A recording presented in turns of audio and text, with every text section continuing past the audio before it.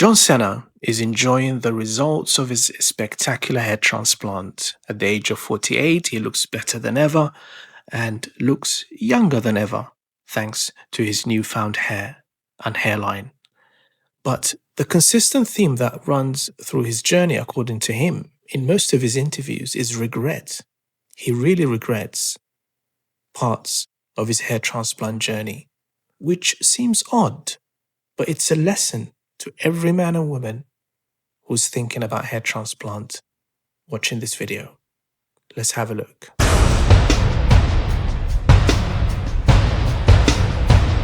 Tonight, a rare moment of honesty from one of the most recognizable men in the world, John Cena, actor, wrestler, global icon.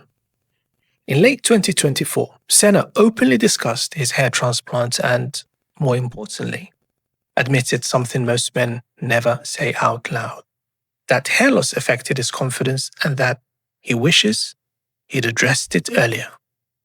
From a medical and planning perspective, that single admission makes his story especially relevant to anyone considering a hair transplant today. Cena's hair loss followed a textbook androgenic pattern: gradual recession of the hairline, thinning through the mid-scalp, a slow progression over many years.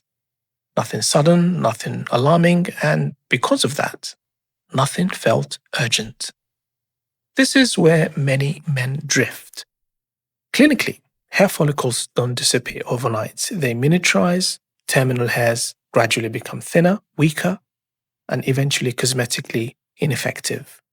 Once a follicle passes a certain point of miniaturization, surgery can't restore the density that once existed, only redistribute what remains.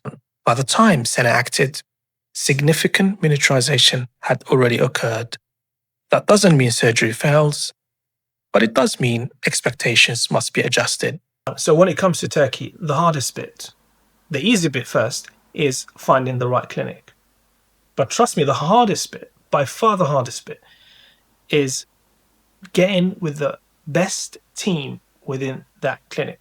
Because these clinics are so big, they have multiple teams, multiple surgeons and technicians. Even if you find the right clinic, you need to get with the A team. And that's exactly what me and my team help you do.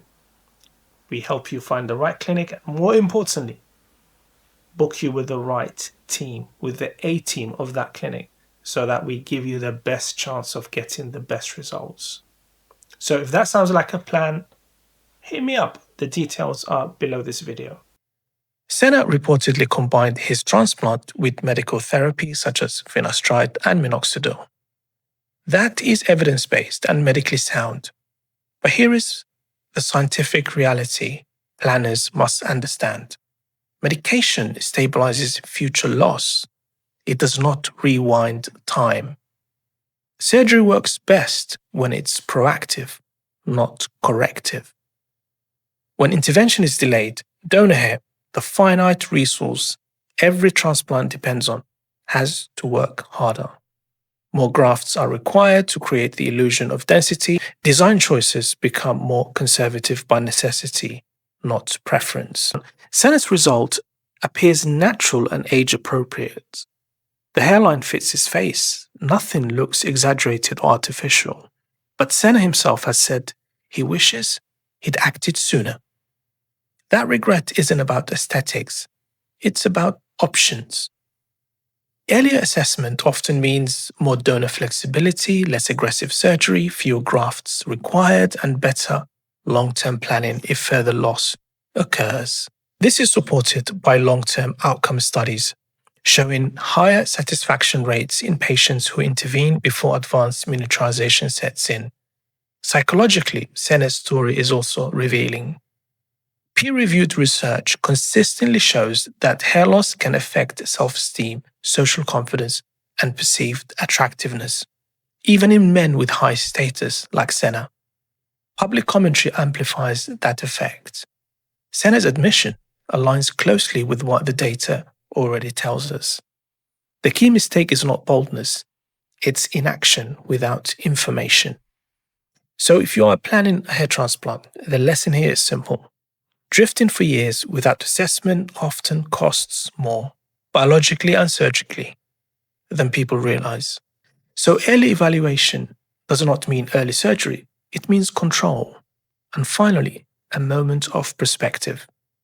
If a man whose career was built on invincibility can admit hair loss affected him, then no one watching this video needs to pretend they're immune.